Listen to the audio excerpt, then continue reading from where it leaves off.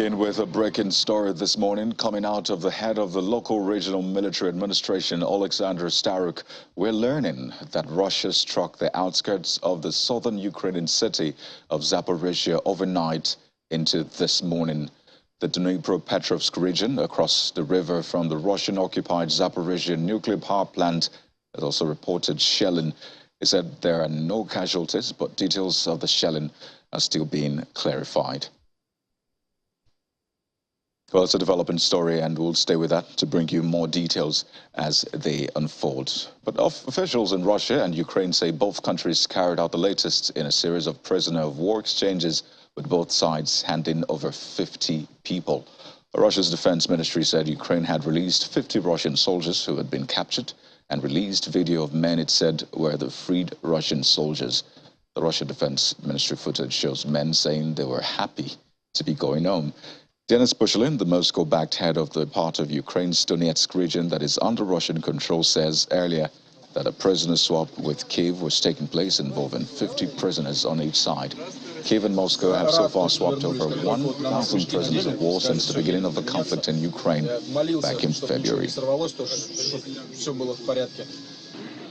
And European Commission Chief Ursula von der Leyen says the EU is pressing ahead with a 9th sanctions package on Russia, and that's in response to Moscow's attack on Ukraine. Well, during a visit to Finland, von der Leyen did not provide details on what measures a new round of EU sanctions could contain, as the EU last month gave a final approval to its 8th batch of sanctions over the invasion, including more restrictions on trade in steel and technology products. At a joint news conference with the Prime Ministers of Finland and Estonia, a Deputy Prime Minister of Sweden as well, the EU Commission chief says Russia's attacks on Ukrainian civilian infrastructure amounted to war crimes. We are working hard to hit Russia where it hurts, to blunt even further its capacity to wage war on Ukraine. And I can announce today that we are working full speed on a 9th sanctions package. And I'm confident that we will very soon approve a global price cap on Russian oil with the G7 and other major partners. We will not rest until Ukraine has prevailed over Putin and his unlawful and barbaric war. The Ukrainian people, because of Putin's barbaric terroristic attack on the country's civil infrastructure, must face this oncoming winter with no electricity, and in many places no running water. Because of him, babies, their parents and grandparents are freezing in the dark. And I strongly condemn these barbaric attacks. They are war crimes. But I also know that our Ukrainian friends will overcome this tragedy because they are strong and their cause is just. And we, the European Union, stand here by them in these very difficult times, as long as it takes. Well, U.S. President Joe Biden says that price caps on Russian oil being proposed under the Group of 7 Nations G7 scheme were in play, adding that he had spoken to Treasury Secretary Janet Yellen on the issue. European Union governments were set to resume talks yesterday evening or today after failing to reach a deal on Wednesday on the level to cap prices for Russian seaborne oil. The Biden administration sees the price cap as a way to cut oil revenues for Russia, which is a major source of its funding for its war against Ukraine, while keeping Russian oil flowing and avoiding price spikes. Biden also mentioned the latest presidential drawdown valued at up to $400 million intended as aid to Ukraine's defense needs. Well, yes. Matter of fact, I just had another drawdown. I signed another drawdown of over $300 million. And there's no time to walk away from Ukraine. Not at all. Now, we had a lot of talk in this last election about whether the other team is going to continue to support Ukraine. I still believe there's enough support there. Meanwhile, the European Union energy ministers locked horns over a proposed gas price cap at €275 per megawatt hour, grappling over its effectiveness at that level and the impact on supplies and incentives to cut consumption. The long-standing disagreements were holding up other policies to alleviate the acute energy crisis, such as the launch of joint EU gas purchases and a quicker permit process for renewables. Diplomats said the 27 EU countries agreed on these two in principle, but delayed formal approval until another meeting called for December the 13th, with proponents of a cap demanding a green light for all three proposals, or none at all. And as many as 15 EU states want a set limit to contain energy costs and flagrants after gas prices soared to record highs last August, driven up by Russia cutting supplies to Europe in the wake of Western sanctions over Moscow's war against Ukraine. In fact, we have seen no gas price cap. We have seen a document about explanations that it would be good to have a gas price cap. The gas price cap, which is in the document currently, doesn't satisfy any single country. It's a kind of joke for us. After so many months of discussions and proposals, written proposals, which were presented by member states, we expect the real discussion today and the document in the coming council, which we hope will be not only before Christmas, but in the coming days. And we are But for Russian President Vladimir Putin, he says Western plans to introduce oil price caps will have grave consequences for energy markets. Speaking during a telephone call with Iraqi Prime Minister Mohammed Shia al-Sudani, Putin is said to have stressed that such actions go against the principles of market relations and are highly likely to lead to grave consequences for the global energy market. Putin's remarks come as energy ministers from the EU held an extraordinary meeting yesterday, which was aimed at containing the economic fallout from surging gas prices triggered by Russia's invasion of Ukraine. And more stories now. The IAEA Director General, Rafael Mariano Grossi, says the International Atomic Energy Agency has started providing on-site support to 4 more nuclear power plants in Ukraine in response to a request from the country. The 4 additional plants are Rivne, Khmelnytskyi, South Ukraine, and Chernobyl. Since September, the IAEA experts have been providing on-site support to Zaporizhia, which is Europe's largest nuclear power plant, which is occupied by Russian forces.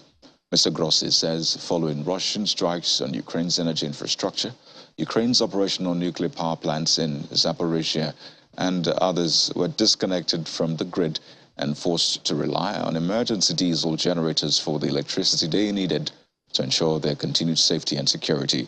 He adds that they must do everything to prevent a nuclear accident at any of these facilities, which will only add to the terrible suffering that they're already witnessing in Ukraine. He says the time to act is now. And Prime Minister Viktor Orban says Hungary's parliament will ratify NATO membership for Finland and Sweden early next year. Well, he told a briefing after a meeting of the Visegrad Group in Slovakia. His government had already decided that Hungary would support Finland and Sweden's NATO accession, and Parliament would set this item on its agenda at its first session next year. Hungary and Turkey are the only members of the alliance who have not yet been cleared. Orban's ruling Fidesz party has a 2/3 majority in the parliament, which has not yet tabled the 2 bills for ratifying Finland and Sweden's accession for debate and approval. Unity within the Visegrad Group, set up in 1991 as a region emerged from decades of communist rule, has been sorely tested by Russia's invasion of Ukraine, with Orban opposing harsher European sanctions on Russia, including on energy supplies. Well, Ukrainian President Volodymyr Zelensky says power, water and communication systems were gradually being restored to the country after the most devastating Russian airstrikes on its energy grid so far.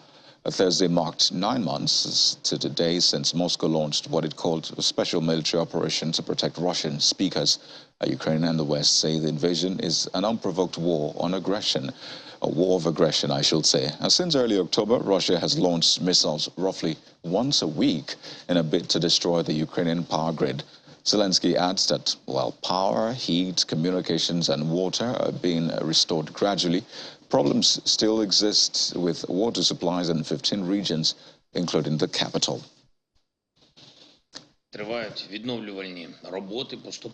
Restoration works continue today, throughout the whole day. We're gradually restoring electricity, heat, water supply, and communication. As of this evening, there's still problems with water in 15 regions. While supplying the electricity to critical infrastructure, we also provide water and heat.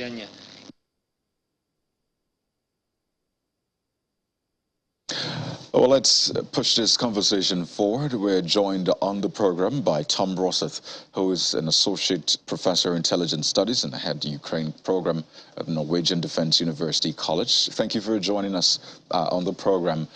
Quite a number of issues to raise, and I'll begin from the very first one. And it's this, I don't know whether to call it a silver lining or something that gives people hope as to the possibility of at least some sort of resolution, and it's the prisoner swap. 50 prisoners this time around, and we've seen, what, 1,000 so far. Is that something people can hold on to, yes, while the hostilities continue? Is that some silver lining that can be held on to and maybe explored? It's a positive thing, I agree, but and they have taken place, the prison swaps, now and then throughout the war, but it's I wouldn't hope for a ceasefire or a peace agreement in the future due to the fact that neither of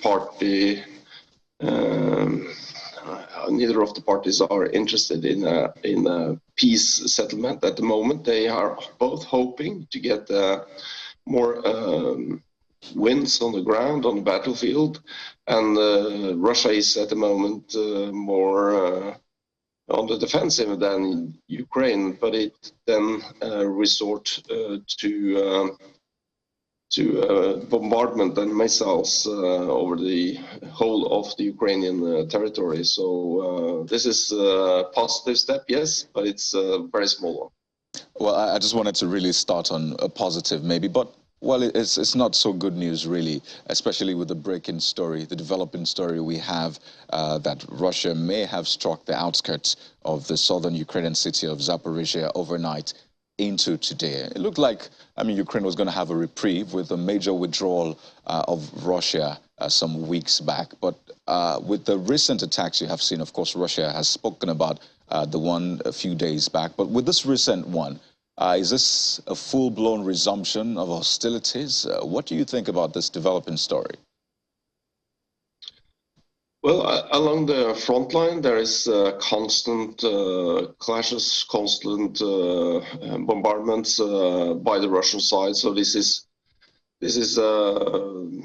well, it's unfortunate, and it's a new sort of attack further a bit deeper into Ukrainian territory. But along the front line, there's fighting going on every day, and hard fighting. And even though it's static somewhat after the withdrawal, as you mentioned, from Kherson, it's still in Donetsk, especially very hard fights and bombardment along the front line.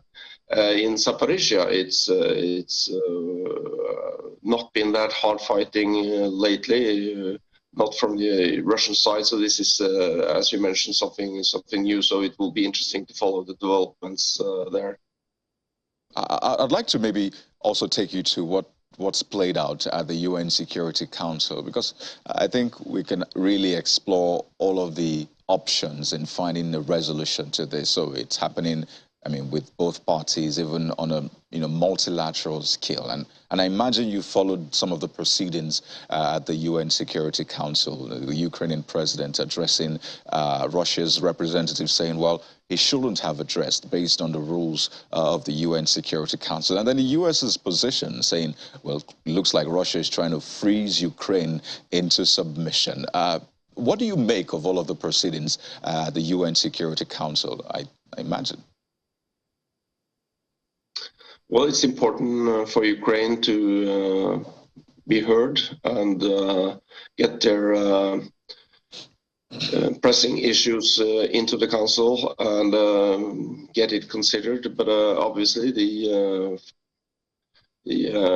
possibility of making some statements or some resolutions from the Security Council with Russia in it. It's impossible. So this war is not to be solved, unfortunately, in the Security Council due to Russia's presence. As long as there are wars in the world with the participation of one of the permanent members in the Security Council, it's going to be a veto on all issues concerning such a war. So it's unfortunate, absolutely, but it's very difficult to do something about it. And especially this war, when you have a lot of civilian casualties, a lot of civilian attacks, and Russia is depriving the Ukrainians of electricity and water, as you mentioned earlier. So it's a tragic situation, but it's very difficult to see UN having a larger role in this war. Is that a part of conversation that you think people are maybe willing to have, the effectiveness of maybe the UN, its organ, the UN Security Council, in maybe trying to solve this, perhaps future hostilities or wars? Hopefully we don't see them, but I mean, you never rule out those possibilities. So do you think it's a conversation that, you know, nations, leaders are willing to have about the effectiveness of some of these structures we have put in place to resolve or avoid wars? It looks like the UN Security Council has really not been as effective in putting an end to this. So is that a conversation you think we should also be having perhaps on the sidelines? I think there's absolutely worth to have a conversation on that, what to do when one of the permanent members are involved, and should they then have the same vote in a war. And this is, as mentioned, very hard to change. I mean, it's very permanent structures that indeed do work at sometimes very effectively, but when their permanent members themselves are involved, we see the weaknesses of the system. So the UN is a sort of it's an excellent organization, an excellent idea, but there's also unfortunately deficits in how to really handle war in circumstances like this. Interesting. Let's end on this note. The EU's 9th sanctions package. I mean, it sounds fancy, but clearly what's inside is not fancy, especially for the parties involved. So there's a sanctions package, and then there's the US saying, yes, we need to have this conversation on the oil price cap. So it's like a tricky balance. They don't want to be seen as funding the war and, you know, giving the needed revenue to Russia, of course, buying the oil. But then they need to keep the oil flowing, as the US president said as well. So really, how do you internalize this? For somebody to say it's maybe a few steps forward, more steps backward. How do you think they should approach this? Well, it all depends on how many states that will join in on these price caps. Well, on the gas, it's not really that important. That's not where the main income for Russia is coming. It's from the oil export. With an oil cap, it would effectively reduce Russia's income in a good way, but and maybe give a sort of a long-term effect on Russia's ability to fight this war. But I mean, it depends absolutely on how many states will you have China joining in on that, for example. I think that's the biggest question, along with some other main states in Asia. So it remains to be seen, but let's see how this plays out. As Biden said, I mean, it's in play, as he says, but it's not finalized. So it's going to be interesting to follow, and I think it will be challenging to include China in this equation on price cap. Well, we'll see how it plays out. After all, that's all we've been doing since February when this began. But I'd like to thank you so much for your interventions. Tom Rosseth is an Associate Professor, Intelligence Studies, Head Ukraine Program at Norwegian Defense University College, joining us from Spain. Thank you so much for your time on the program. A first special ship for the storage and regasification of liquefied gas has been towed into Germany's Mokran harbor. The Neptune, as it is called, the first floating storage regasification unit, or just FSRU ship for short, according to German energy companies Regas, as part of German efforts to reduce its reliance on Russian gas. Well, in May, Berlin released 4 FSRUs, each capable of importing at least 5 billion cubic meters of seaborne gas a year as part of its acquisition of liquefied natural gas terminals. The first one was completed at Wilhelmshaven on November the 15th. Wilhelmshaven and Brunsbüttel are being developed by Uniper and RWE, respectively.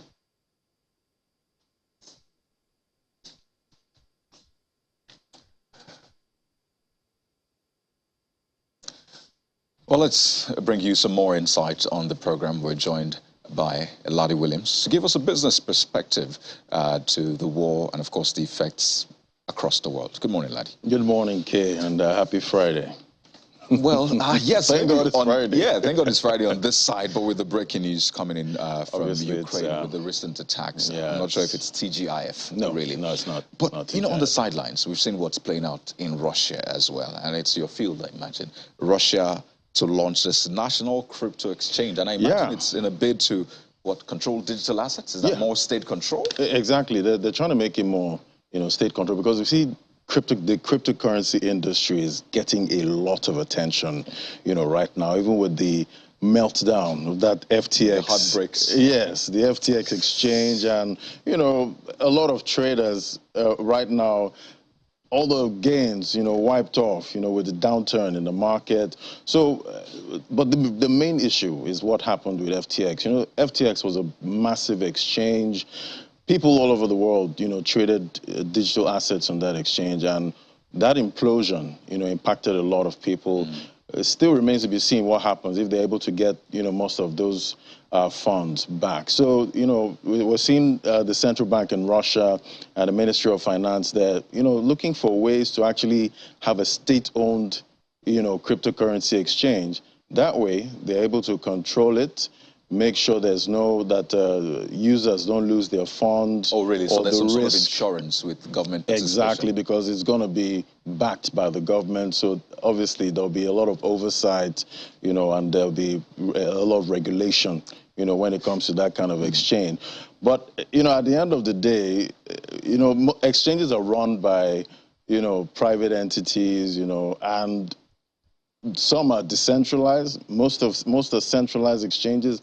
So we see a lot of users, comfortable using such exchanges because, they just have to give their KYC and all of that. But with this one, there might be a little hesitation. So do you think it defeats the whole purpose of the blockchain technology and decentralization? It doesn't really defeat the purpose, really, because at the end of the day, they're trying to protect users and trying to see how they can get all of those taxes, all those missed taxes, from cryptocurrency trading. So it's going to help them, be able to regulate the industry more, get, mop up some of those taxes to, gather revenue, from the trading. I was going to ask if this might be a model for other countries or other people to It's the first of its kind. It's a proposal, but we've not heard this before, and it's quite interesting. And we've seen, we've got some reactions, from people in the crypto industry. Some say, no, we don't want to be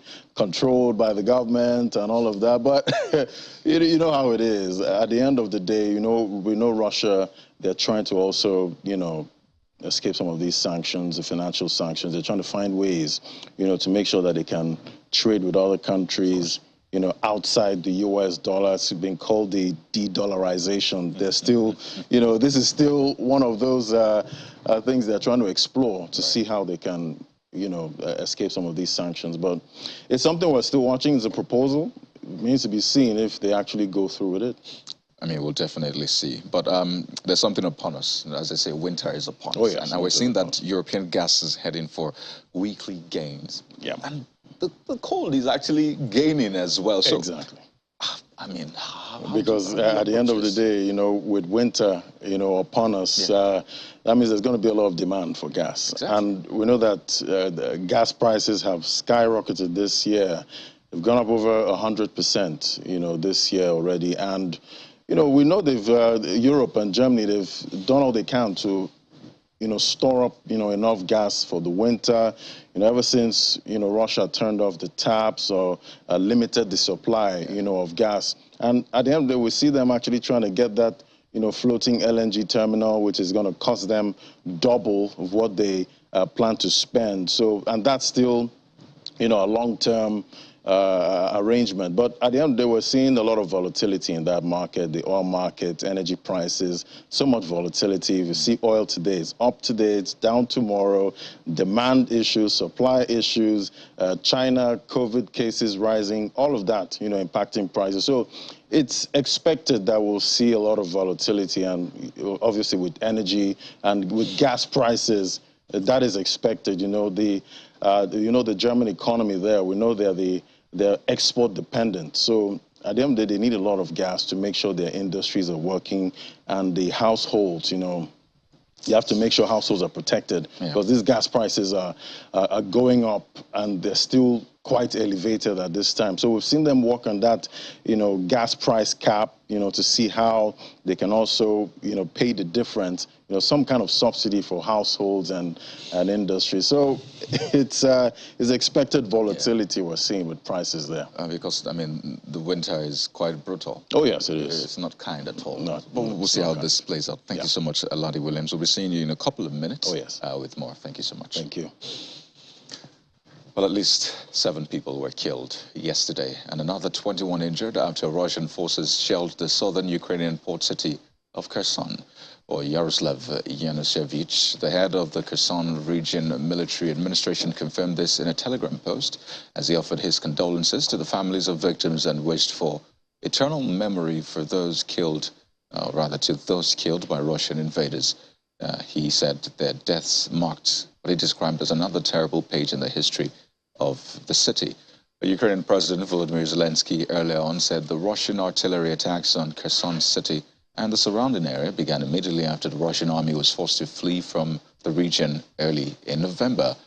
He called the shelling an act of revenge for those defeated Russian forces, he said. And German Defense Minister Christine Lambert expressed reservations about Poland's wish to deliver the promised German Patriot missile systems to Ukraine. According to the minister, the Patriots are part of a NATO integrated air defense, which means they are intended for NATO territory. Berlin offered Warsaw the Patriot missile defense system to help secure its airspace after a stray missile crashed and killed 2 people in Poland on November the 15th. Ground-based air defense systems such as Raytheon's Patriot are built to intercept incoming missiles. And we have to continue, and we are in the momentum that, you know, to which side it breaks or it breaks. So it's definitely for our people not very easy task to do, but we all understand that we are fighting there, and Ukrainians are fighting there not only for their own freedom, their own people, but they're fighting for the free world. They're fighting for the rule-based world, and this is exactly why we need to help Ukraine and continue helping Ukraine. Well, to some cheery news, if you may. Doctors have carried out heart surgery on a child in a Kyiv hospital after a Russian missile attack on Ukrainian infrastructure knocked out the power. According to Boris Todorov, a cardiac surgeon, the surgery on a child was underway as the electricity went off. The surgeons operate with their headlamps on, he says, as they filmed the doctors working. A local media reported that the baby survived the surgery. Russian missiles rained down on Ukraine 2 days ago, knocking out electricity in the Kyiv region and elsewhere across the country. Well, joining us on the show is retired U.S. Army captain and national defense and military strategist Captain Bish Johnson. Joins us via Zoom from Maiduguri. Thank you for joining us on the program, Captain Johnson. I know there's so much going on right now, the humanitarian side, the conflict itself, the hostilities on the battlefield. But, I mean, from the outside view, I've always really tried to wonder how military people internalize all of this. I imagine that some refrain from taking sides, but over the past couple of months, this is where you have seen the twists and turns. Where are you now with this war? Okay. Good morning, Kayode. Thank you for having me. Look, this is what we had, basically envisaged when Russia launched this so-called special needs operation, because we had similar experience in countries as large and as big as either Iraq or Ukraine. It's not that quite easy to go there, conquer and occupy.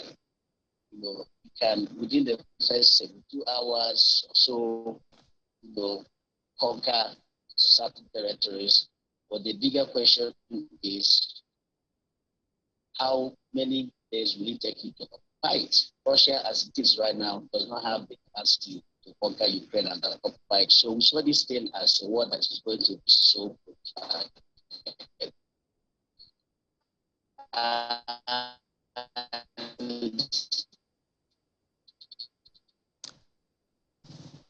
when you add, the assistance that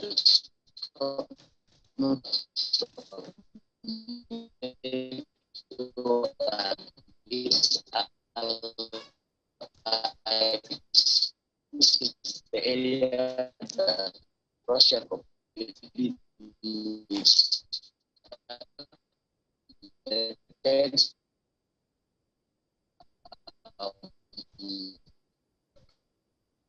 Captain Johnson, it's painful, but we're having difficulty just getting through to you. Perhaps it's the connection. So what we'll try to do is try to establish connection. I think it'll be important to get your views on this one. So please allow us to reestablish connection. These things happen, and we'll come back to you. But let's bring you more stories. The war in Ukraine has clearly taken a toll on Europe's economy, but one sector is quietly humming. Arms makers in Eastern Europe are churning out weapons and ammunition at a pace not seen since the Cold War. Well, many governments in the region are still wary of their old Soviet master Russia, and they're keen to help Kyiv resist, and arms firms are seizing the opportunity. Poland's state-owned PGZ makes everything from drones to armored vehicles, and the boss Sebastian Chwalik says it's almost doubling its investment plans over the next decade, and the company has delivered all sorts of gear to Ukraine, and that includes mortars, small arms, and ammunition. It expects 2022 revenues to beat a pre-war target of almost $1.5 billion and more. Staying with us, Kyiv has sanctioned the mayor of Ukraine's second-largest city, Kharkov. Mayor Igor Terkov with a fine for using what the authorities called a non-state language in an official TV address. The Ukrainian government's commissioner for the protection of the state language says Terkov will have to pay a fine of 3,400 hryvnias for violating the law. The statement reads that the mayor had used non-state language in his address to the residents of the city of Kharkov during a news telethon, calling this an administrative offense. The statement adds that Terkov has until December the 4th to appeal the commissioner's decision. The Ukrainian authorities did not specify what language the mayor had used during the telethon, but the Ukrainian media reported that he was known for regularly addressing his fellow residents in the Russian language.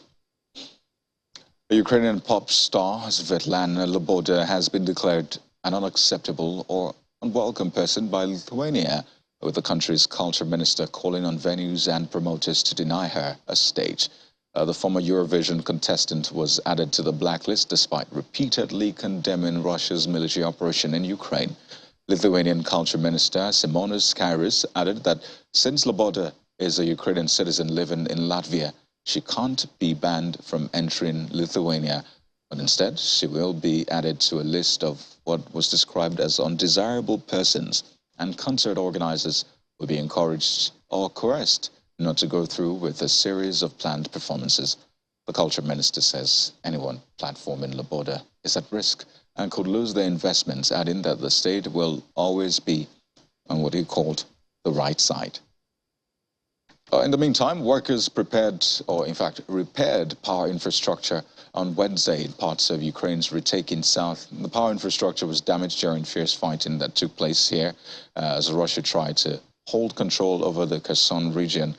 Engineers working on the power lines say that the repairs could take a long time, and workers of, or energy workers from other regions were sent to help their colleagues in recently retaken territories. And the weather has been providing challenges as the rain causes the industrial vehicles to skid in the mud, but the fields hold more dangers than just the weather. Now, before the workers could start the repairs, experts scanned the territories for explosives just to be safe.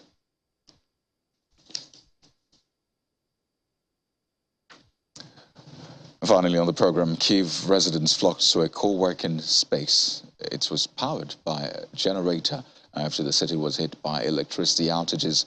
A representative of a multi-story co-working space cooperative, it is called, Zlatezvida, said they equipped the building with a small generator and they plan to add another one with bigger capacity. Dozens of locals charged their devices, drank coffee and were preoccupied with their work at the venue after Russia unleashed a barrage of missiles across Ukraine. The repeated missile strikes on Ukrainian power infrastructure across the region have left Kyiv residents without power, light and internet connection during Wednesday and partially on Thursday. And that's the program for today. Thank you for watching this morning. In fact, we'll bring you more details during the course of the day. I'm Kayode Vikili. Goodbye.